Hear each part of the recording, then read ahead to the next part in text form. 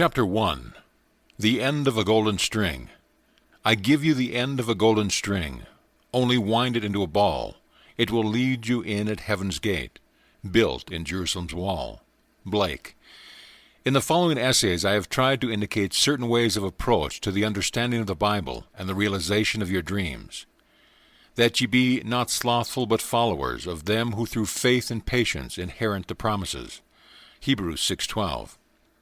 Many who enjoy the old familiar verses of Scripture are discouraged when they themselves try to read the Bible as they would any other book. Quite excusably, they do not understand that the Bible is written in the language of symbolism. Not knowing that all of its characters are personifications of the laws and functions of mind, that the Bible is psychology rather than history, they puzzle their brains over it for a while and then give up. It is all too mystifying. To understand the significance of its imagery, the reader of the Bible must be imaginatively awake.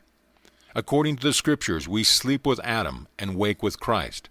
That is, we sleep collectively and wake individually. And the Lord God caused a deep sleep to fall upon Adam, and he slept. Genesis 2:21. If Adam or generic man is in a deep sleep, then his experiences as recorded in the Scriptures must be a dream. Only he who is awake can tell his dream, and only he would understand the symbolism of dreams who can interpret the dream. And they said one to another, Did not our heart burn within us, while he talked with us by the way, and while he opened to us the Scriptures? Luke 24:32. The Bible is a revelation of the laws and functions of mind expressed in the language of that twilight realm in which we go when we sleep. Because the symbolical language of this twilight realm is much the same for all men, the recent explorers of this realm, human imagination, call it the collective unconscious. The purpose of this book, however, is not to give you a complete definition of biblical symbols or exhaustive interpretations of its stories. All I hope to have done is to have indicated the way in which you are most likely to succeed in realizing your desire. What things soever ye desire can be obtained only through the conscious, voluntary exercise of imagination in direct obedience to the laws of mind. Somewhere within this realm of imagination there is a mood, a feeling of the wish fulfilled which, if appropriated, means success to you. This realm, this Eden, your imagination is vaster than you know and repays exploration. I give you the end of a golden string. You must wind it into a ball. End of chapter. Chapter 2. The Four Mighty Ones. And a river went out of Eden to water the garden, and from thence it was parted, and became into four heads. Genesis 2:10. And every one had four faces. Ezekiel 10:14. I see four men loose, walking in the midst of the fire, and they have no hurt, and the form of the fourth is like the Son of God. Daniel 3:25. Four mighty ones are in every man. Blake. The four mighty ones constitute the selfhood of man, or God in man. There are four mighty ones in every man, but these four mighty ones are not four separate beings, separated one from another, as are the fingers of his hand. The four mighty ones are four different aspects of his mind and differ from one another in function and character, without being four separate selves inhabiting one man's body. The four mighty ones may be equated with the four Hebrew characters, Yod, He, Wah, He, from right to left, which form the four-lettered mystery name of the creative power, Yahweh, or even occasionally as Jehovah, from and combining within itself the past, present, and future forms of the verb to be. The tetragrammaton is reversed as a symbol of the creative power in man, I am. The creative four functions in man, reaching forth to realize in actual material phenomena qualities latent in himself. We can best understand the four mighty ones by comparing them to the four most important characters in the production of a play. All the world's a stage, and all the men and women merely players. They have their exits and their entrances, and one man in this time plays many parts. As You Like It, Act 2, Scene 7. The producer, the author, the director, and the actor are the four most important characters in the production of the play. In the drama of life, the producer's function is to suggest the theme of the play. This he does in the form of a wish, such as, I wish I were successful, I wish I could take a trip, I wish I were married, and so on. But to appear on the world stage, these general themes must somehow be specified and worked out in detail. It is not enough to say, I wish I were successful. That is too vague. Successful at what? However, the first mighty one only suggests a theme. The dramatization of the theme is left to the originality of the second mighty one, the author. In dramatizing the theme, the author writes only the last scene of the play, but this scene he writes in detail. The scene must dramatize the wish fulfilled. He mentally constructs as lifelike a scene as possible of what he would experience had he realized his wish. When the scene is clearly visualized, the author's work is done. The third mighty one is the production of the life's play as a director. The director's tasks are to see that the actor remains faithful to the script and to rehearse him over and over again until he is natural in the part. This function may be likened to a controlled and consciously directed attention, an attention focused exclusively on the action, which implies that the wish is already realized. The form of the fourth is like the Son of God, human imagination, the actor. This fourth mighty one performs within himself, in imagination, the predetermined action, which implies the fulfillment of the wish. This function does not visualize or observe the action. This function actually enacts the drama, and does it over and over again until it takes on the tones of reality. Without the dramatized vision of fulfilled desire, the theme remains a mere theme and sleeps forever in the vast chambers of unborn themes. Nor without the cooperative attention, obedient to the dramatized vision of fulfilled desire, will the vision perceived attain objective reality. The four mighty ones are the four quarters of the human soul. The first is Jehovah's King, who suggests the theme. The second is Jehovah's servant, who faithfully works out the theme in a dramatic vision. The third is Jehovah's man, who is attentive and obedient to the vision of fulfilled desire, who brings the wandering imagination back to the script, 70 times 7. The form of the fourth is Jehovah himself, who enacts the dramatized theme on the stage of the mind. Let this mind be in you, which was also in Christ Jesus, who being in the form of God thought it not robbery to be equal with God. Philippians 2, 5 and 6. The drama of life is a joint effort of the four quarters of the human soul. All that ye behold, though it appears without, it is within, in your imagination, of which this world of mortality is but a shadow. Blake. All that we behold is a visual construction contrived to express a theme which has been dramatized, rehearsed, and performed elsewhere. What we are witnessing on the stage of the world is an optical construction devised to express the themes which have been dramatized, rehearsed, and performed in the imagination of men. The four mighty ones constitute the selfhood of man, or God in man. And all that man beholds, though it appears without, are but shadows cast upon the screen of space. Optical construction contrived by selfhood to inform him in regard to the themes which he has conceived, dramatized, rehearsed, and performed within himself. The creature was made subject unto vanity, that he may become conscious of selfhood and its function. For with consciousness of selfhood and its function, he can act to a purpose. He can have a consciously self-determined history. Without consciousness, he acts unconsciously, and cries to an objective God to save him from his own creation. O Lord, how long shall I cry, and thou wilt not hear? Even cry out unto thee of violence, and thou wilt not save. When man discovers that life is a play which he himself is consciously or unconsciously writing, he will cease from the blind self-torture of executing judgment upon others. Instead, he will rewrite the play to conform to his ideal, for he will realize that all changes in the play must come from the cooperation of the four mighty ones within himself. They alone can alter the script and produce the change. All men and women in this world are merely players and are helpless to change his play, as are the players on the screen of the theater to change the picture. The desired change must be conceived, dramatized, rehearsed, and performed in the theaters of his mind.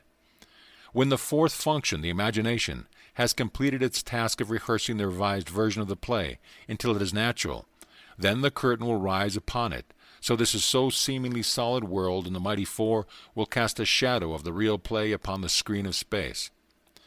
Men and women will automatically play their parts to bring about the fulfillment of the dramatized theme.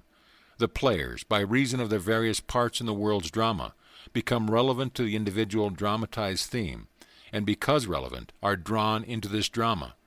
They will play their parts, faithfully believing all the while that it was they themselves who initiated the parts of the play.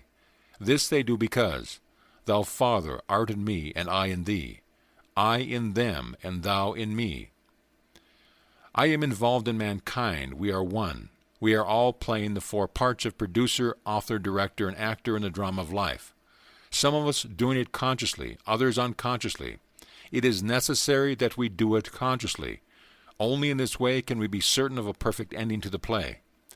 Then we shall understand why we must become conscious of the four functions of the one God within ourselves, that we may have the companionship of God as his sons. Man should not stay a man. His aim should be higher be, for gods will only gods, except as company. Angelus Cecilius. In January of 1946, I took my wife and little daughter to Barbados in the British West Indies for a holiday. Not knowing there were any difficulties in getting a return passage, I had not booked ours before leaving New York. Upon our arrival in Barbados, I discovered that there were only two ships serving the island, one from Boston and one from New York. I was told there was no available space on either ship before September. As I had commitments in New York for the first week in May, I put my name on the long waiting list for the April sailing. A few days later, the ship from New York was anchored in the harbor. I observed it very carefully and decided that this was a ship we should take. I returned to my hotel and determined on an interaction that would be mine were we actually sailing on that ship. I settled down in an easy chair in my room to lose myself in its imaginative action. In Barbados, we take a motor launch or rowboat out into the deep harbor when we embark on a large steamer. I knew I must catch the feeling that we were sailing on that ship. I chose the interaction of stepping from the tender and climbing up to the gangplank of the steamer. The first time I tried, my attention wandered after I had reached the top of the gangplank. I brought myself back down and tried again and again. I do not recall how many times I carried out this action in my imagination, until I reached the deck and looked back at the port with a feeling of sweet sadness at departing. I was happy to be returning to my home in New York, but nostalgic in saying goodbye to the lovely island and my family and friends. I do recall that in one of my many attempts at waking up the gangplank and the feeling that I was sailing, I fell asleep. After I awoke, I went about the usual social activities of the day and evening. The following morning, I received a call from the steamship company requesting me to come down to their office and pick up our tickets for the April sailing. I was curious to know why Barbados had been chosen to receive the cancellation, and why I, at the end of the long waiting list, was to have the reservation. But all that the agent could tell me was that a cable had been received that morning from New York, offering passage for 3. I was not the first agent that had called, but for reasons she could not explain, those she had called said that they now found it inconvenient to sail in April. We sailed on April 20th and arrived in New York on the morning of May the 1st. In the production of my play, The Sailing on the Boat That Would Bring Me to New York by the 1st of May, I played the 4 most important characters in my drama. As the producer, I decided to sail on a specific ship at a certain time. Playing the part of the author, I wrote the script. I visualized the interaction which conformed to the outer action I would take, if my desire was realized. As a director, I rehearsed myself, the actor in that imagined action of climbing the gangplank, until the action felt completely natural. This being done, events and people moved swiftly to conform in the outer world to the play I had constructed and acted in my imagination. I saw the mystic vision flow and live in men in woods and streams, until I could no longer know the stream of life from my own dreams. George William Russell. I told this story to an audience of mine in San Francisco, and a lady in the audience told me how she had unconsciously used the same technique when she was a young girl. The incident occurred on Christmas Eve. She was feeling very sad and tired and sorry for herself. Her father, whom she adored, had died suddenly. Not only did she feel this loss at the Christmas season, but necessity had forced her to give up her planned college years and go to work. This rainy Christmas Eve, she was riding home on a San Diego streetcar. The car was filled with gay chatter of happy young people home for the holidays. To hide her tears from those around her, she stood on the open part of the front of the car and turned her face into the skies to mingle her tears with the rain. When her eyes closed and holding the rail of the car firmly, this is what she said to herself. This is not the salt of the tears that I taste, but the salt of the sea and the wind. This is not San Diego, this is the South Pacific, and I am sailing into the Bay of Samoa. And looking up in her imagination, she constructed what she imagined to be the Southern Cross.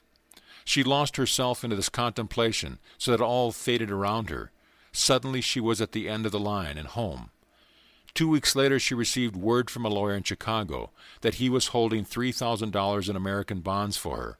Several years before, an aunt of hers had gone to Europe with instruction that these bonds be turned over to her niece if she did not return to the United States.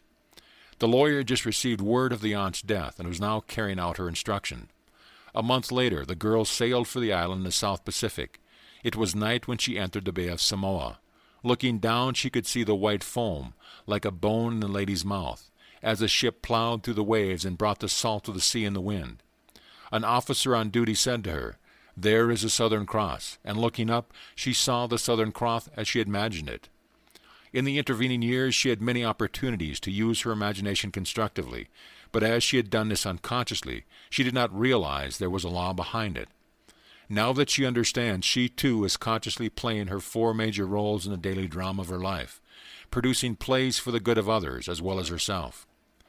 Then the soldiers, when they had crucified Jesus, took his garments and made 4 parts, to every soldier a part, and also his coat. Now the coat was without seam, woven from the top throughout. John 19:23.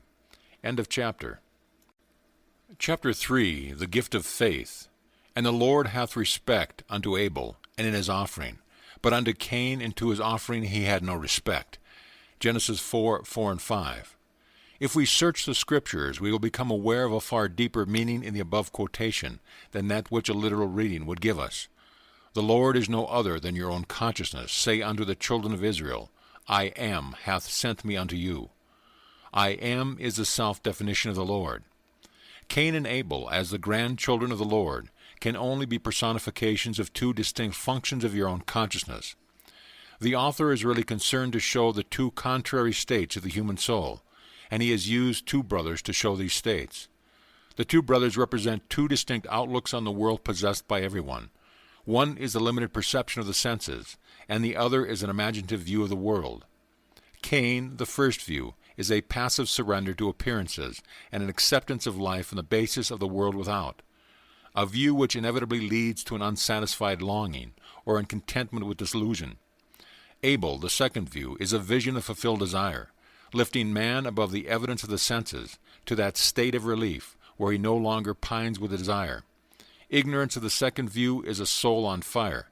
Knowledge of the second view is the wing whereby it flies to the heaven of fulfilled desire. Come, eat my bread and drink of the wind that I have mingled, forsake the foolish and live. Proverbs 9:56. In the Epistle to the Hebrews, the writer tells us that Abel's offering was faith, and states the author, without faith it is impossible to please him. Hebrews 11:6. Now faith is the substance of things hoped for, the evidence of things not seen. Through faith we understand that the worlds were framed by the word of God, so that things which are seen which were not made of things which do appear. Hebrews 11:1-3. Cain offers the evidence of the senses, which consciousness the Lord rejects, because acceptance of this gift as a mold of the future would mean the fixation and perpetuation of the present state forever. The sick would be sick, the poor would be poor, the thief would be a thief, the murderer a murderer, and so on, without hope of redemption. The Lord or consciousness has no respect for such passive use of imagination, which is the gift of Cain. He delights in the gift of Abel, the active, voluntary, loving exercise of the imagination on behalf of man, for himself and others. Let the weak man say, I am strong. Joel 3:10. Let man disregard appearances and declare himself to be the man he wants to be. Let him imagine beauty where his senses reveal ashes, joy where they testify to mourning, riches where they bear witness to poverty. Only by such active, voluntary use of imagination can man be lifted up and Eden restored. The ideal is always waiting to be incarnated, but unless we ourselves offer the ideal to the Lord, Our consciousness, by assuming that we are already that which we seek to embody, it is incapable of birth. The Lord needs his daily lamb of faith to mold the world in harmony with our dreams. By faith Abel offered unto God a more excellent sacrifice than Cain. Hebrews 11:4. Faith sacrifices the apparent fact for the unapparent truth. Faith holds fast to the fundamental truth that through the medium of an assumption, invisible states become visible facts. For what is faith unless it is to believe what you do not see? St. Augustine. Just recently I had the opportunity to observe the wonderful results of one who had the faith to believe what she did not see. A young woman asked me to meet her sister and her 3-year-old nephew. He was a fine, healthy lad with clear blue eyes and an exceptionally fine, unblemished skin. Then she told me her story. At birth the boy was perfect in every way save for a large, ugly birthmark covering one side of his face. The doctor advised them that nothing could be done for this type of scar. Visits to many specialists only confirmed this statement. Hearing the verdict, the aunt set herself the task of proving her faith, that an assumption, though denied by the evidence of the senses, if persisted in, will harden in fact. Every time she thought of the baby, which was often, she saw in her imagination an 8-month-old baby with a perfect face, without any trace of scar. This was not easy, but she knew that in this case, that was the gift of Abel which pleased God. She persisted in her faith. She believed that was not there to be seen. The result was that she visited her sister on the child's 8-month birthday and found him to have a perfect, unblemished skin, with no trace of a birthmark ever being present. Luck? Coincidence? Shouts Cain. No. Abel knows that these names given by those who have no faith to the works of faith. We walk by faith, not by sight. 2 Corinthians 5:7. When reason and the facts of life oppose the idea you desire to realize, and you accept the evidence of your senses and the dictates of reason as the truth, you have brought the Lord, your consciousness, the gift of Cain. It is obvious that such offering do not please him. Life on earth is a training ground for image-making. If you use only the molds which your senses dictate, there will be no change in your life. You are here to live the more abundant life, so you must use the invisible molds of imagination and make results and accomplishments the crucial test of your power to create. Only as you assume the feeling of the wish fulfilled and continue therein are you offering the gift that pleases. When Abel's gift is my attire, then I'll realize my desire. The prophet Malachi complains that man has robbed God. But ye say, wherein have we robbed thee? In tithes and offering. Facts based upon reason and the evidence of the senses which oppose the idea seeking expression rob you of the belief in the reality of the invisible state. But faith is the evidence of things not seen, and through it good calleth these things which be not as though they were. Call the things not seen, assume the feeling of your wish fulfilled, that there may be meat in mine house, and prove me now herewith, saith the Lord of hosts. If I will not open you the windows of heaven, and pour you out a blessing, that there shall not be room enough to receive it. Malachi 3:10. This is a story of a couple living in Sacramento, California, who refused to accept the evidence of their senses, who refused to be robbed in spite of seeming loss. The wife had given her husband a very valuable wristwatch. The gift doubled its value because of the sentiment he attached to it. They had a little ritual with the watch. Every night as he removed the watch, he gave it to her, and she put it away in a special box in the bureau. Every morning she took the watch and gave it to him to put on. One morning the watch was missing. They both remembered playing their usual parts the night before. Therefore the watch was not lost or misplaced, but stolen. Then and there they determined not to accept the fact that it was really gone. They said to each other, "This is an opportunity to practice what we believe." They decided that, in their imagination, they would enact their customary ritual as though the watch were actually there. In his imagination, every night the husband took off the watch and gave it to his wife, while in her imagination she accepted the watch and carefully put it away. Every morning she removed the watch from the box and gave it to her husband, and he in turn put it on. This they did faithfully for 2 weeks. After their 14-day vigil, a man went into the one and only jewelry store in Sacramento where the watch would be recognized. As he offered a gem for appraisal, the owner of the store noticed the wristwatch he was wearing.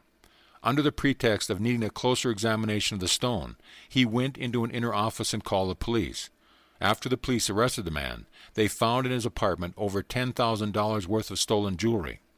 In walking by faith and not by sight, this couple attained their desire, the watch, and also aided many others in regaining that which had seemed to be lost forever. If one advances confidently in the direction of his dreams, and endeavors to live the life which he has imagined, he will meet with a success unexpected in common hours. Thoreau. End of chapter.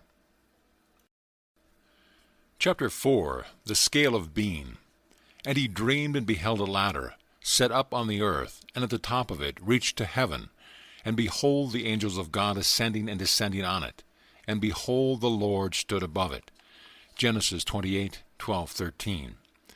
In a dream, in a vision of the night when sleep fell upon Jacob, his inner eye was opened, and he beheld the world as a series of ascending and descending levels of awareness. It was a revelation of the deepest insight into the mysteries of the world. Jacob saw a vertical scale of ascending and descending values, or states of consciousness. This gave meaning to everything in the outer world, for without such a scale of values there would be no meaning to life. At every moment of time man stands upon the eternal scale of meaning. There is no object or event that has ever taken place, or is taking place now, that is without significance. The significance of an object or event for the individual is a direct index to the level of his consciousness. You are holding this book, for example. On one level of consciousness, it is an object in space. On a higher level, it is a series of letters on paper, arranged according to certain rules. On a still higher level, it is an expression of meaning. Looking outwardly, you see the book first, but actually the meaning comes first. It occupies a higher grade of significance than the letter arrangement on paper or the book as an object in space. Meaning determine the arrangements of letters. The arrangements of letters only express the meaning. The meaning is invisible and above the level of visible arrangements of letters. If there had been no meaning to be expressed, the book would not have been written or published. And behold, the Lord stood above it. The Lord and meaning are one, the Creator, the cause of the phenomena of life. In the beginning was the Word, and the Word was with God, and the Word was God. John 1:1. In the beginning was the intention, the meaning, and the intention was with the intender, and the intention was the intender.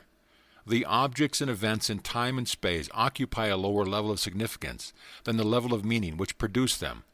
All things were made by meaning, and without meaning was not anything made that was made. The fact that everything seen can be regarded as an effect on a lower level of significance, of an unseen higher order of significance, is a very important one to grasp. Our usual mode of procedure is to attempt to explain the higher levels of significance, why things happen, in terms of the lower, what and how things happen. For example, let us take an actual accident and try to explain it. Most of us live on the level of what happened. The accident was an event in space. One automobile struck another and practically demolished it. Some of us live on the higher level of how the accident happened. It was a rainy night, the roads were slippery, and the second car skidded into the first. On rare occasions, a few of us reach the highest or causal level of why such an accident occurred. Then we become aware of the invisible, the state of consciousness which produced the visible element. In this case, the ruined car was driven by a widow, who, though she felt she could not afford to, greatly desired to change her environment. Having heard that, by the proper use of her imagination, she could do and be all she wished to be. This widow had been imagining herself actually living in the city of her desire. At the same time, she was living in a consciousness of loss, both personal and financial. Therefore, she brought upon herself an event, which was seemingly another loss. By the sum of money the insurance company paid her allowed her to make the desired change in her life. When we see the why behind the seeming accident, the state of consciousness that produced the accident, we are led to the conclusion that there is no accident. Everything in life has its invisible meaning. The man who learns of an accident, the man who knows how it happened, and the man who knows why it happened are on three different levels of awareness in regard to the accident. On the ascending scale, each higher level carries us a step in advance towards the truth of the accident. We should strive constantly to lift ourselves to the higher level of meaning, the meaning that is always invisible and above the physical event. But remember, the meaning or cause of the phenomena of life can be found only within the consciousness of man. Man is so engrossed in the visible state of the drama of life, the sight of what has happened and how it happened, but he rarely rises to the invisible state of why it happened. He refuses to accept the prophet's warning that things which are seen were not made of things that do appear. Hebrews 11:3. His descriptions of what has happened and how it happened are true in terms of his corresponding level of thought. But when he asks why it happened, all physical explanations break down and he is forced to seek the why or meaning of it on the invisible and higher level. The mechanical analysis of events deals only with external relationships of things. Such a course will never reach the level which holds the secret of why the events happen. Man must recognize that the lower invisible sides flow from the invisible and the higher level of meaning. Intuition is needed to lift us up to the level of meaning, to the level of why things happen. Let us follow the advice of the Hebrew prophet of old and lift up our eyes unto the hills, within ourselves, and observe what is taking place there. See what ideas we have accepted as true, what states we have consented to, what dreams, what desires, and above all, what intentions. It is from these hills that all things come to reveal our stature, our height, on the vertical scale of meaning. If we lift our eyes to the Thee in me who works behind the veil, we shall see the meaning of the phenomena of life. Events appear on the screen of space to express the different levels of consciousness of man. A change in the level of his consciousness automatically results in a change of the phenomena of his life. To attempt to change conditions before he changes the level of consciousness from whence they came is to struggle in vain. Man redeems the world as he ascends the vertical scale of meaning. We saw in the analogy of the book that as consciousness was lifted up to the level where man could see meaning expressed in the arrangements of its letters, it also included the knowledge that the letters were arranged according to certain rules, and that such arrangements, when printed on paper and bound together, formed a book. What is true of the book is true of every event in the world. They shall not hurt or destroy in all my holy mountain, for the earth shall be full of the knowledge of the Lord, as the waters cover the sea. Isaiah 11:9. Nothing is to be discarded, all is to be redeemed. Our lives ascending the vertical scale of meaning towards an ever-increasing awareness, an awareness of things of higher significance, are the process whereby this redemption is brought to pass. As man arranges letters into words and words into sentences to express meaning, in like manner, life arranges circumstances, conditions, and events to express the unseen meaning or attitudes of men. Nothing is without significance, but man, not knowing the higher level of inner meaning, looks out upon a moving panorama of events and sees no meaning to life. There is always a level of meaning determining events and their essential relationship to our life. Here is a story that will enable us to cease the good in things seeming evil, to withhold judgment, and to act aright on unsolved problems. Just a few years ago, our country was shocked by a seeming injustice in the midst.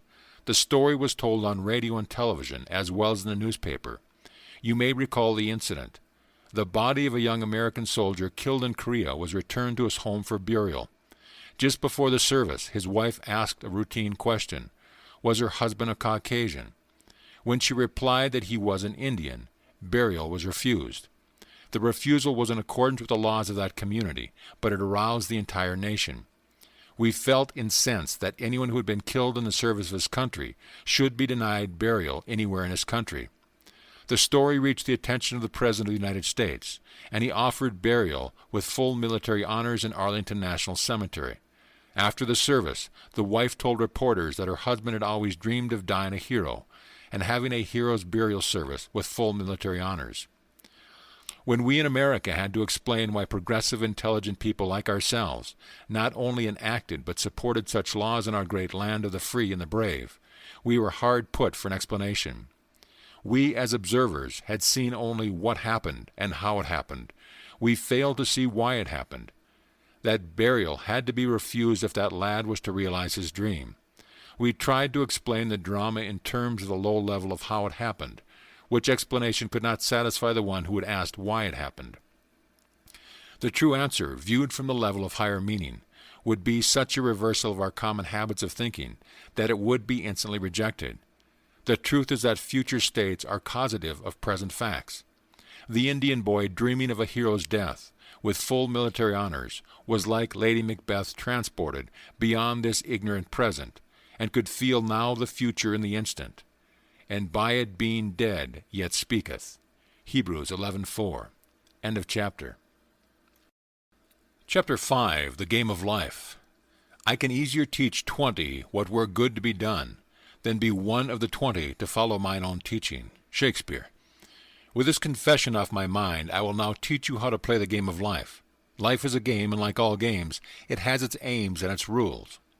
In the little games that men concoct, such as cricket, tennis, baseball, football, and so on, the rules may be changed from time to time. After the changes are agreed upon, man must learn the new rules and play the game within the framework of the accepted rules. However, in the game of life, the rules cannot be changed or broken. Only within the framework of its universal and everlasting fixed rules can the game of life be played. The game of life is played on the playing field of the mind. In playing a game, the first thing we ask is, what is its aim and purpose? And the second, what are the rules governing the game? In the game of life, our chief aim is towards increasing awareness, an awareness of things of greater significance, and our second aim is towards achieving our goals, realizing our desires. As to our desires, the rules reach only so far as to indicate the way in which we would go to realize them, but the desires themselves must be the individual's own concern. The rules concerning the game of life are simple, but it takes a lifetime of practice to use them wisely. Here is one of the rules. As he thinketh in his heart, so is he. Proverbs 23:7. Thinking is usually believed to be a function entirely untrammeled and free, without any rules to constrain it, but that is not true. Thinking moves by its own process in a bounded territory, with definite path and pattern. Thinking follows the tracks laid down in one's own inner conversation. All of us can realize our objectives by the wise use of minds and speech. Most of us are totally unaware of the mental activity which goes on within us. But to play the game of life successfully, we must become aware of our every mental activity, for this activity in the form of inner conversation is the cause of the outer phenomena of life. Every idle word that man shall speak, they shall give account thereof in the day of judgment. For by thy words thou shalt be justified, and by thy words thou shalt be condemned. The law of the word cannot be broken. A bone of him shall not be broken. John 19:36. The law of the word never overlooks an inner word, nor makes the smallest allowance for our ignorance of its power. It fashions life about us as we, by our own inner conversations, fashion life within ourselves. This is done to reveal to us our position on the playing field of life. There is no opponent in the game of life. There is only the goal. Not long ago I was discussing this with a successful and philanthropic businessman. He told me a thought-provoking story about himself. He said, "You know, Neville, I first learned about goals in life when I was 14, and it was on the playing field at school. I was good at track and had a fine day, but there was one more race to run, and I had stiff competition in one another boy. I was determined to beat him. I beat him, it is true, but while I was keeping my eye on him, a third boy, who was considered no competition at all, won the race. That experience taught me a lesson I use throughout my life. When people ask me about my success, I must say that I believe it is because I have never made making money my goal. My goal is the wise, productive use of money." This man's inner conversations are based on the premise that he already has money, his constant inner question, the proper use of it. The inner conversations of the man struggling to get money only proves his lack of money. In his ignorance of the power of the word, he is building barriers in the way of the attainment of his goal. He has his eye on the competition rather than on the goal itself. The fault, dear Brutus, is not in our stars, but in ourselves, that we are underlings. Julius Caesar. As the worlds were framed by the word of God, so we, as imitators of God, as dear children, create the conditions and circumstances of our lives by our all-powerful human inner words. Without practice, the most profound knowledge of the game would produce no desired results. To him that knoweth to do good, that is, knoweth the rules, and doeth it not, to him it is sin. In other words, he will miss his mark and fail to realize his goal. In the parable of the talents, the master condemnation of the servant who neglected to use his gift is clear and unmistakable, and having discovered one of the rules of the game of life, we risk failure by ignoring it. The talent not used, like the limb not exercised, slumbers and finally atrophies. We must be doers of the word and not hearers only. Since thinking follows the tracks laid down in one's own inner conversation, not only can we see where we are going on the playing field of life by observing our inner conversations, but also we can determine where we will go by controlling and directing our inner talking. What would you think and say and do were you already the one you want to be? Begin to think and say and do this inwardly. You are told that there is a rod in heaven that revealeth secrets, and you must always remember that heaven is within you. And to make it crystal clear who God is, where He is, and what His secrets are, Daniel continues, Thy dream and the visions of thy head are these. They reveal the tracks to which you are tied, and point the direction in which you are going. This is what one woman did to turn her tracks to which she had been unhappily tied in the direction in which she wanted to go. For 2 years she had kept herself estranged from the 3 people she loved most. She had had a quarrel with her daughter-in-law, who ordered her from her home. For these 2 years she had not seen or heard from her son, her daughter-in-law, or her grandson, though she had sent her grandson numerous gifts in the meantime. Every time she thought of the family, which was daily, she carried on a mental conversation with her daughter-in-law, blaming her for the quarrel and accusing her of being selfish. Upon hearing a lecture of mine one night, it was this very lecture on the game of life and how to play it, she suddenly realized she was the cause of the prolonged silence, and that she, and she alone, must do something about it.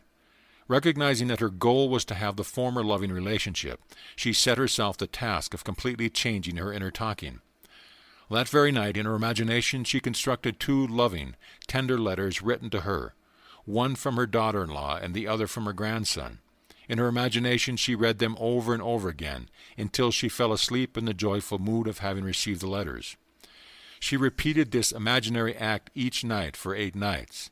On the morning of the 9th day she received one envelope containing 2 letters, one from her daughter-in-law, one from her grandson. They were loving, tender letters inviting her to visit them, almost replicas of those she had constructed mentally. By using her imagination consciously and lovingly, she had turned the tracks to which she was tied, in the direction she wanted to go, towards a happy family reunion. A change of attitude is a change of position on the playing field of life. The game of life is not being played out there in what is called space and time. The real moves in the game of life take place within, on the playing field of the mind. Losing thy soul again to find. Rendering toward that goal, they separate mind. Lawrence Hausman. End of chapter.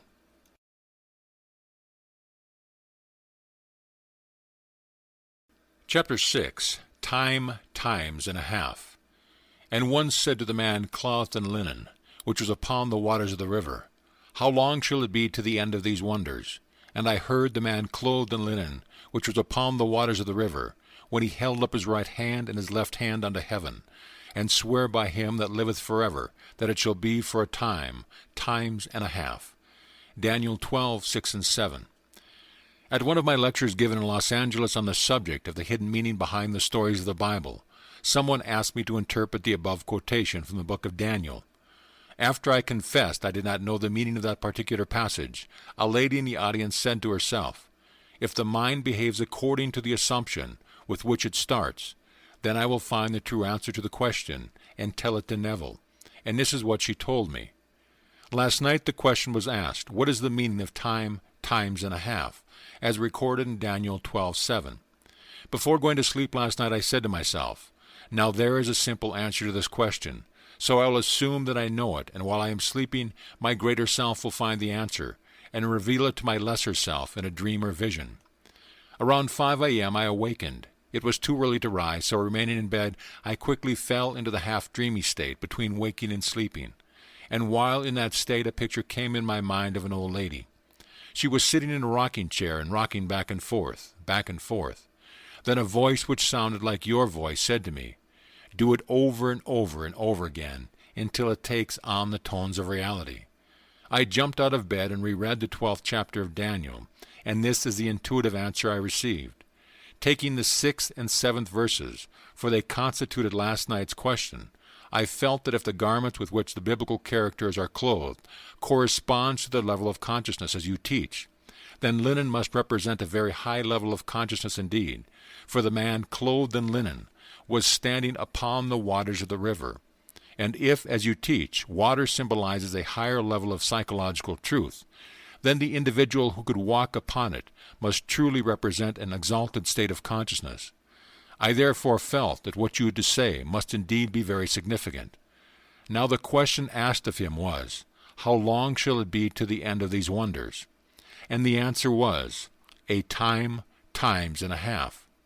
Remembering my vision of the old lady rocking back and forth, and your voice telling me to do it over and over and over again until it takes on the tones of reality, and remembering that this vision and your instruction came to me in response to my assumption that I knew the answer, I intuitively felt that the question asked the man clothed in linen meant how long shall it be until the wonderful dreams that I am dreaming become a reality, and his answer is, do it over and over and over again until it takes on the tones of reality. A time means to perform the imaginary action which implies the fulfillment of the wish. Times mean to repeat the imaginary action over and over again, and a half means the moment of falling asleep while performing the imaginary action, for such a moment usually arrives before the predetermined action is completed, and therefore can be said to be a half or part of a time. To get such inner understanding of the Scriptures by the simple assumption that she did know the answer was a wonderful experience for this woman.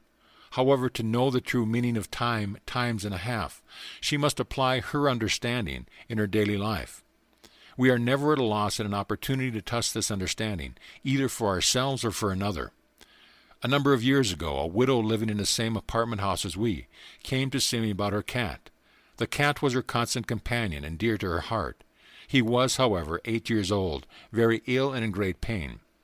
He had not eaten for days and would not move from under her bed.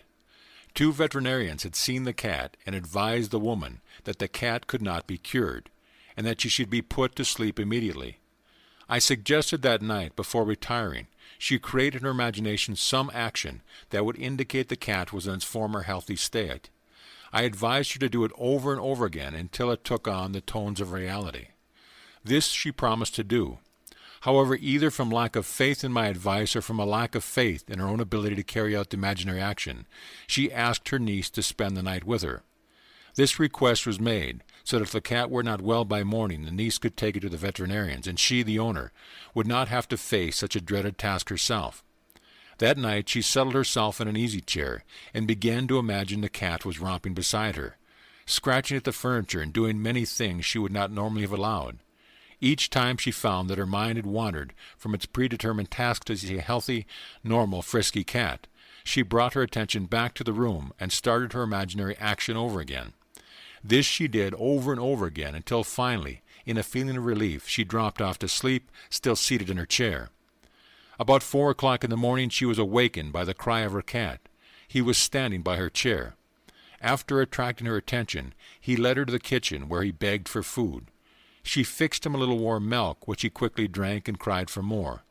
That cat lived comfortably for 5 more years, when, without pain or illness, he died naturally in his sleep. How long shall it be to the end of these wonders? A time, times and a half. In a dream, in a vision of the night, when deep sleep falleth upon men, in slumberings upon the bed, then he openeth the ears of men, and sealeth their instruction. Job 33:15-16. End of chapter. Chapter 7. Be ye wise as serpents. Be ye therefore wise as serpents, and harmless as doves. Matthew 10:16. The serpent's ability to form its skin by ossifying a portion of itself, and its skill in shedding each skin as it grew it, caused man to regard this reptile as a symbol of the power of endless growth and self-reproduction. Man is told, therefore, to be wise as a serpent, and learn how to shed his skin, his environment, which is his solidified self. Man must learn how to loose him and let him go, how to put off the old man, how to die to the old and yet know, like the serpent, that he shall not surely die. Man has not learned as yet that all is outside his physical body is also a part of himself, that his world and all conditions of his life are but the outpicturing of his state of consciousness. When he knows the truth, he will stop the futile struggle of self-contention, and like the serpent, let the old go and grow a new environment. Man is immortal, therefore he must die endlessly, for a life is a creative idea. It can only find itself in changing forms. Tagore. In ancient times, serpents were also associated with the guardianship of treasure or wealth. The injunction to be wise as serpents is the advice to man to awaken the power of his subtilized body, his imagination, that he, like the serpent, may grow and outgrow, die and yet not die. For from such death and resurrection alone, shedding the old and putting on the new, shall come fulfillment of his dreams and the finding of his treasure. As the serpent was more subtle than any beast of the field which the Lord had made, Genesis 3:1. Even so, imagination is more subtle than any creature of the heavens which Lord God had created. Imagination is the creature that was made subject to vanity, not willingly, but by reason of him who hath subjected the same in hope. For we are saved by hope, but hope is that is seen is not hope. For what a man seeth, why doth he not yet hope for it? But if we hope for that we see not, then do we have patience wait for it. Although the outer or natural man of the senses is interlocked with his environment, the inner or spiritual man of imagination is not thus interlocked. If the interlocking were complete, the charge to be wise as serpents would be in vain. Were we completely interlocked with our environment, we could not withdraw our attention from the evidence of the senses and feel ourselves in the situation of our fulfilled desire, in hope that the unseen state would solidify as our new environment. But there is a natural body and there is a spiritual body. 1 Corinthians. The spiritual body of imagination is not interlocked with man's environment. The spiritual body can withdraw from the outer man of sense and environment and imagine himself to be what it wants to be. And if it remains faithful to the vision, imagination will build for man a new environment in which to live. This is what is meant by the statement, I go to prepare a place for you. And if I go and prepare a place for you, I will come again and receive you unto myself, that where I am, there ye may be also. John 14:2-3. The place that is prepared for you need not be a place in space. It can be health, wealth, companionship, anything that you desire in this world. Now, how is this place prepared? You must first construct as lifelike a representation as possible of what you would see and hear and do if you were physically present and physically moving about in that place.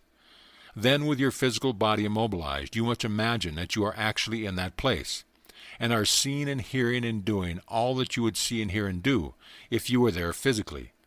This you must do over and over again until it takes on the tones of reality. When it feels natural, the place has been prepared as a new environment for your outer or physical self. Now you may open your physical eyes and return to your former state. The place is prepared, and where you have been in imagination, there you shall be in body also. How this imagined state is realized physically is not a concern of yours, the natural or the outer man. The spiritual body, on its return from the imagined state to its former physical state, created an invisible bridge of incident to link the two states. Although the curious feeling that you were actually there and that the state was real is gone, as soon as you open your eyes upon the old familiar environment, nevertheless you are haunted with a sense of a double identity, with the knowledge that there is a natural body and there is a spiritual body. When you, the natural man, have had this experience, you will go automatically across the bridge of events, which leads to the physical realization of your invisibly prepared place. This concept that man is dual, and that the inner man of imagination can dwell in future states, and return to the present moment with a bridge of events to link the two, clashes violently with the widely accepted view about the human personality and the cause and nature of phenomena. Such a concept demands a revelation in current ideas about the human personality, and about space, time, and matter. The concept that man, consciously or unconsciously, determines the conditions of life, by imagining himself in these mental states, leads to the conclusion that this supposedly solid world is a construction of mind, a concept which, at first, common sense rejects. However, we should remember that most of the concepts which common sense at first rejected, man was afterward forced to accept. These never-ending reversals of judgment which experience has forced upon men led Professor Whitehead to write, "Heaven knows what seeming nonsense may not tomorrow be demonstrated as truth." The creative power in man's sleep and needs to be awakened. "Awake thou that sleepest, and arise from the dead." Ephesians 5:14. Wake from the sleep that tells you the outer world is the cause of the condition of your life. Rise from the dead past and create a new environment. "Know ye not that ye are the temple of God, and that the Spirit of God dwelleth in you?" 1 Corinthians 3:16. The Spirit of God in you is your imagination, but it sleeps and needs to be awakened, in order to lift you off the bar of the senses, where have you been so long lain stranded. The boundless possibilities open to you as become wise as serpents, is beyond measure. You will select the ideal conditions you want to experience and the ideal environment you want to live in. Experiencing these states and imaginations until they have sensory vividness, you will externalize them as surely as a serpent now externalizes its skin. After you are outgrown them, then, you will cast them off as easily as a snake throws her enameled skin. The more abundant life, the whole purpose of creation, cannot be saved through death and resurrection. God desired form, so he became man, and it is not enough for us to recognize his Spirit at work in creation. We must see his work in form and say that it is good, even though we outgrow the form forever and ever. He leads through widening chambers of delight to where throbs rapture near an end that eye recedes, because his touch is infinite in lens, a yonder to all ends. "And I, if I be lifted up from the earth, will draw all men unto me." John 12:32. If I be lifted up from the evidence of the senses to the state of consciousness I desire to realize, and remain in that state until it feels natural, I will form that state around me, and all men will see it. But how to persuade men this is true, that imaginative life is the only living, that assuming the feeling of the wish fulfilled is the way to the more abundant life and not the compensation of the escapist, that is the problem. To see as though widening chambers of delight, what living in the realms of imagination means. To appreciate and enjoy the world, one must live imaginatively. One must dream and occupy his dream, then grow and outgrow the dream forever and ever. The unimaginative man, who will not lose his life on one level, that he may find it on a higher level, is nothing but a Lot's wife, a pillar of self-satisfied salt. On the other hand, those who refuse form as being unspiritual and reject incarnation as separate from God are ignorant of the great mystery. Great is the mystery. God was manifest in the flesh. Your life expresses one thing and one thing only, your state of consciousness. Everything is dependent upon that. As you, through the medium of imagination, assume a state of consciousness, that state begins to clothe itself in form. It solidifies around you as a serpent's skin ossifies around it. But you must be faithfully to the state. You must not go from state to state, but rather wait patiently in the one invisible state, until it takes on form and becomes an objective fact. Patience is necessary, but patience will be easy after your first success in shedding the old and growing the new. For we are able to wait according as we have been rewarded by understanding in the past. Understanding is the secret of patience. What natural joy and spontaneous delight lie in the scene in the world, not which, but as Blake says, through the eye. Imagine that you are seeing what you want to see, and remain faithful to your vision. Your imagination will make for itself a corresponding form in which to live. All things are made by imagination's power. Nothing begins except in the imagination of man. From within out is the law of the universe. As within, so without. Man turns outward in his search for truth, but the essential thing is to look within. Truth is within ourselves, it takes no rise. From outward things, what ear you may believe, there is an inmost center in us all, where truth abides in fullness, and to know rather consists in opening out a way, whence the imprisoned splendor may escape, than in effecting entry for a light supposed to be without. Browning. I think you will be interested in an instance of how a young woman shed the skin of resentment and put on a far different kind of skin. The parents of this woman had separated when she was 6 years old, and she had lived with her mother. She rarely saw her father, but once a year he sent her a $5 check for Christmas. Following her marriage, he did increase the Christmas gift to $10. After one of my lectures she was dwelling on my statement that man's suspicion of another is only a measure of his own deceitfulness, and she recognized that she had been harboring resentment towards her father for years. That night she resolved to let go her resentment and put a fond reaction in its place. In her imagination she felt she was embracing her father in the warmest way. She did it over and over again until she caught the spirit of her imaginary act, and then she fell asleep in a very contented mood.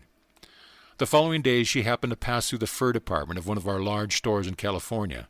For some time she had been toying with the idea of having a new fur scarf, but she felt she could not afford it. This time her eye was caught by a stone marten scarf, and she picked it up and tried it on. After feeling it and seeing it herself in it, reluctant she took off the scarf and returned it to the salesman, telling herself she could really not afford it. As she was leaving the department she stopped and thought, Neville tells we can have whatever we desire, if we will only capture the feeling of already having it. In her imagination she put the scarf back on, felt the reality of it, and went about her shopping, all the while enjoying the imagined wearing of it.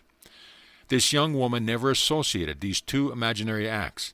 In fact, she had almost forgotten what she had done until a few weeks later, on Mother's Day, the doorbell rang unexpectedly. There was her father. As she embraced him, she remembered her first imaginary action. As she opened the package he had brought her, the first gift in these many years, she remembered her secondary imaginary action, for the box contained a beautiful stone marten scarf. Ye are gods, and all of you are children of the Most High. Psalms 82:6. Be ye therefore wise as serpents, and harmless as doves. Matthew 10:16. End of chapter. Chapter 8. The Water and the Blood. Except a man be born again, he cannot see the kingdom of God. John 3:3.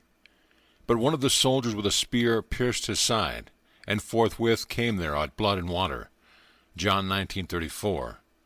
This is he that came by water and blood, even Jesus Christ, not by water only, but by water and blood. 1 John 5:6. According to the Gospel and the Epistle of John, not only must man be born again, but he must be born again of water and blood. These two inward experiences are linked with two outward rites, baptism and communion. But the two outward rites, baptism to symbolize birth by water, and the wine of communion to symbolize acceptance of the blood of the Savior, cannot produce the real birth or radical transformation of the individual which is promised to man. The outward use of water and wine cannot bring about the desired change of mind. We must therefore look for the hidden meaning behind the symbols of water and blood. The Bible uses many images to symbolize truth, but the images used symbolize truth on different levels of meaning. On the lowest level, the image used is stone. For example, a great stone was upon the well's mouth, and thither were all the flocks gathered, and they rolled the stone from the well's mouth and watered the sheep. Genesis 29:2-3. They sank into the bottom as a stone. Exodus 15:5. When the stone blocks the well, it means that people have taken these great symbolic revelations of truth literally. When someone rolls the stone away, it means that an individual has discovered beneath the allegory or parable its psychological life germ or meaning. This hidden meaning, which lies behind the literal words, is symbolized by water. It is this water in the form of psychological truth that he then offers to humanity. The flock of my pasture are men. Ezekiel 34:31. The literal-minded man who refuses the cup of water, psychological truth, offered him, sinks into the bottom as a stone. He remains on the level where he sees everything in pure objectivity. Without any subjective realization, he may keep all the commandments, written on stone literally, and yet break them psychologically all day long. He may, for example, not literally steal the property of another, and yet see the other in want. To see another in want is to rob him of his birthright as a child of God, for we are all children of the Most High. And if children, then heirs, heirs of God and joint heirs with Christ. Romans 8:17.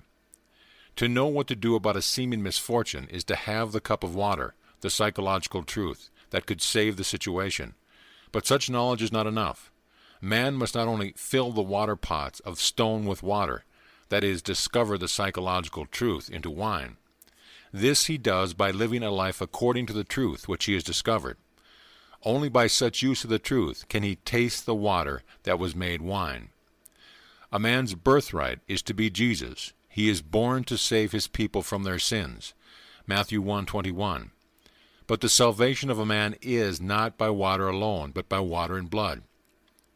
To know what to do to save yourself or another is not enough. You must do it. Knowledge of what to do is water. Doing it is blood. This is he that came not by water only, but by water and blood. The whole of this mystery is in the conscious, active use of imagination to appropriate that particular state of consciousness that would save you or another from the present limitation. Outward ceremonies cannot accomplish this. There shall meet you a man bearing a pitcher of water. Follow him. And wheresoever he shall go in, say ye to the good man of the house, the Master saith, Where is the guest chamber, where I shall eat the Passover with my disciples? And he will show you a large upper room furnished and prepared. There make ready for us. Whatever you desire is already furnished and prepared. Your imagination can put you in touch inwardly with the state of consciousness. If you imagine that you are already the one you want to be, you are following the man bearing a pitcher of water. If you remain in that state, you have entered the guest chamber, Passover, and committed your spirit into the hands of God, your consciousness. A man's state of consciousness is his demand on the infinite storehouse of God, and like the law of commerce, a demand creates a supply. To change a supply, you change a demand, your state of consciousness. What you desire to be, that you must feel you already are. Your state of consciousness creates the conditions of your life, rather than the conditions creating your state of consciousness. To know this truth is to have the water of life. But your Savior, the solution of your problem, cannot be manifested by such knowledge only. It can be realized only as such knowledge is applied. Only as you assume the feeling of your wish fulfilled and continue therein, is your side pierced, from whence cometh blood and water. In this manner only is Jesus, the solution of your problem, realized. For thou must know that in the government of the mind thou art thine own Lord and Master, that there will rise up no fire in the circle or whole circumference of thy body and spirit, unless thou awakes it thyself. God is your consciousness. His promises are conditional. Unless the demand, your state of consciousness, is changed, the supply, the present conditions of your life remain as they are. As we forgive, as we change our minds, the law is automatic. Your state of consciousness is the spring of action and directing force, and that which creates a supply. If that nation against whom I have pronounced turn from their evil, I will repent of the evil that I thought to do unto them. And what instance I shall speak concerning a nation, and concerning a kingdom, to build and to plant it.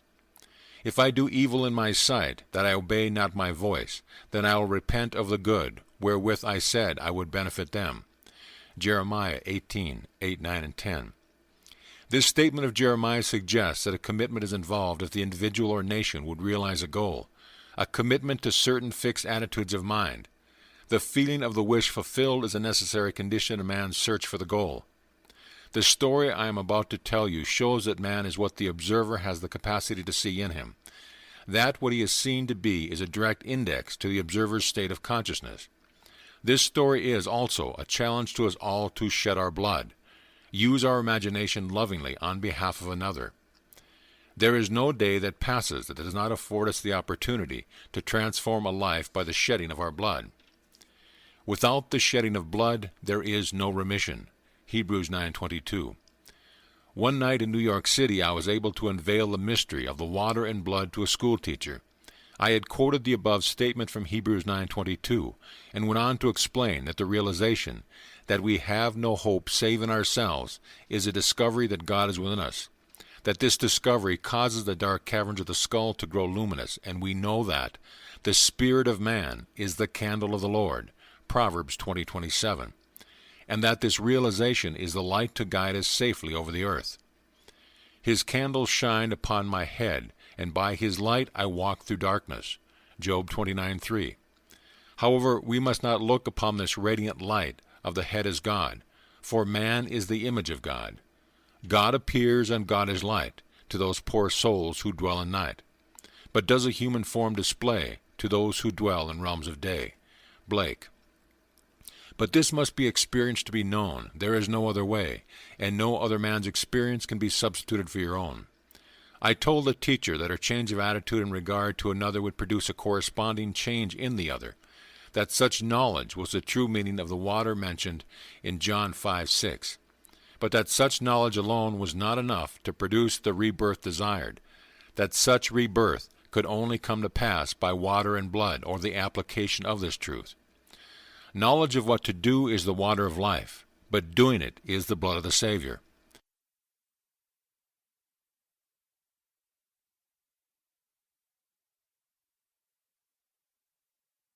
In other words, a little knowledge, if carried out in action, is more profitable than much knowledge, which we neglect to carry out into action. As I talked, one student kept impinging upon the teacher's mind. But this, thought she, would be too difficult case on which to test the truth of which I was telling her concerning the mystery of rebirth. All knew, teachers and students alike, that this particular student was incorrigible. The outer facts of her case were these. The teachers, including the principal and school psychiatrist, had sat in judgment of the student just a few days before. They had come to a unanimous decision that the girl, for the good of the school, must be expelled upon reaching her 16th birthday. She was rude, crude, unethical, and used most vile language. The date for dismissals was but a month away. As she rode home that night, the teacher kept wondering if she could really change her mind about the girls, and if so, would the student undergo a change of behavior because she herself had undergone a change of attitude. The only way to find out would be to try. This would be quite an undertaking, for it meant assuming full responsibility for the incarnation of the new values in the student. Did she dare to assume so great a power, such creative, godlike powers? This meant a complete reversal of man's normal attitude towards life, from "I will love him if he first loves me," to "he loves me because I first loved him." This was too much like playing God. We love him because he first loved us. 1 John 4:19. But no matter how she tried to argue against it, the feeling persisted that my interpretation gave meaning to the mystery of rebirth by water and blood. The teacher decided to accept the challenge, and this is what she did. She brought the child's face before her mind's eye and saw her smile. She listened and imagined she heard the girl say good morning. This was something the student had never done since coming to school. The teacher imagined the very best about the girl, and then listened and looked as though she heard and saw all that she would hear and see after these things should be. The teacher did this over and over again until she persuaded herself it was true and fell asleep. The next morning the student entered her classroom and smilingly said, "Good morning." The teacher was so surprised she almost did not respond, and by her own confession, all through the day she looked for sign of the girl returning to her former behavior. However, the girl continued in the transformed state. By the end of the week, the change was noted by all. A second staff meeting was called, and a decision of expulsion was revoked. As the child remained friendly and gracious, the teacher has had to ask herself, where was the bad child in the first place? For mercy, pity, peace, and love is God our Father dear, and mercy, pity, peace, and love is man, his child, and care. The Divine Image, Blake. Transformation is in principle always possible, for the transformed being lives in us, and it is only a question of becoming conscious of it. The teacher had to experience this transformation to know the mystery of blood and water. There is no other way, and no man's experience could have been a substitute for her own. We have redemption through his blood. Ephesians 1:7. Without the decision to change her mind in regard to the child, and the imaginative power to carry it out, the teacher could never have redeemed the student. None can know the redemptive power of the imagination who has not shed his blood and tasted the cup of experience. Once read thy own breast right, and thou hast done with fears. Man gets no other light. Search he 1,000 years. Matthew Arnold. End of chapter.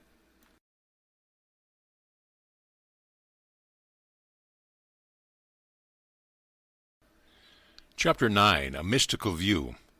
And with many such parables spake he the word unto them, as they were able to hear it.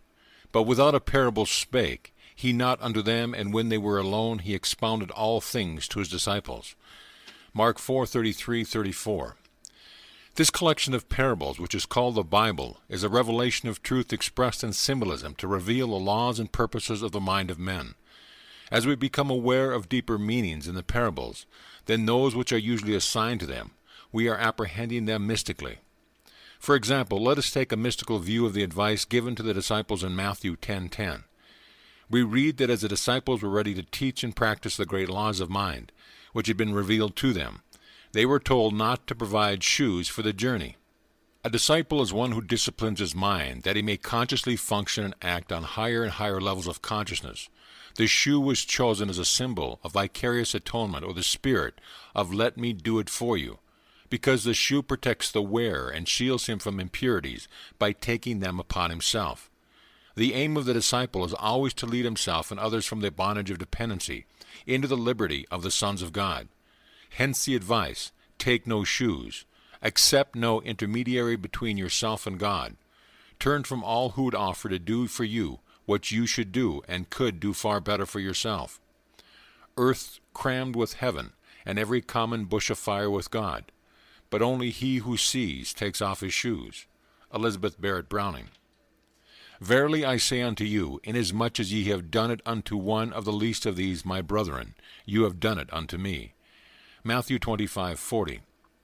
Every time you exercise your imagination on behalf of another, be it good, bad, or indifferent, you have literally done that to Christ, for Christ is the awakened human imagination.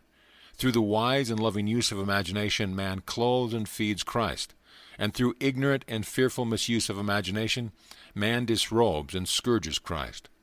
Let none of you imagine evil in your hearts against your neighbor, Zechariah 8:17, is sound but negative advice. A man may stop misusing his imagination on the advice of a friend. He may be negatively served by the experience of others, and learn not to imagine, but that is not enough. Such lack of use of the creative power of imagination could never clothe and feed Christ. The purple robe of the Son of God is woven, not by not imagining evil, but by imagining the good, by the active, voluntary, and loving use of imagination. Whatsoever things are of good report, if there be any virtue, and if there be any praise, think on these things. King Solomon made himself a chariot of the wood of Lebanon. He made the pillars thereof of silver, the bottom thereof of gold, and covering it of purple, the midst thereof being paved with love. Song of Solomon 3:9-10. The first thing we notice is King Solomon made himself. That is what every man must eventually do, make himself a chariot of the wood of Lebanon. By chariot, the writer of this allegory means mind, in which stands the spirit of wisdom, Solomon controlling the four functions of mind, that he may build a world of love and truth. And Joseph made ready his chariot, and went up to meet Israel his father. What tributaries follow him to Rome to grace in captive bonds his chariot wheels? If man does not make himself a chariot of the wood of Lebanon, then his will be like the queen Mob's. She is the fairy's midwife. Her chariot is an empty hazelnut. The wood of Lebanon was the mystic symbol of incorruptibility. To the mystic, it is obvious what King Solomon made himself. Silver typified knowledge, gold symbolized wisdom, and purple clothed or covered the incorruptible mind with the red of love and the blue of truth. And they clothed him with purple. Mark 15:17. Incarnate, incorruptible, fourfold wisdom, clothed in purple, love and truth, the purpose of man's experience on earth. Love is the sage's stone. It takes gold from the clod. It turns naught into aught, transforms me into God. Angelus Silesius. End of chapter. End of book.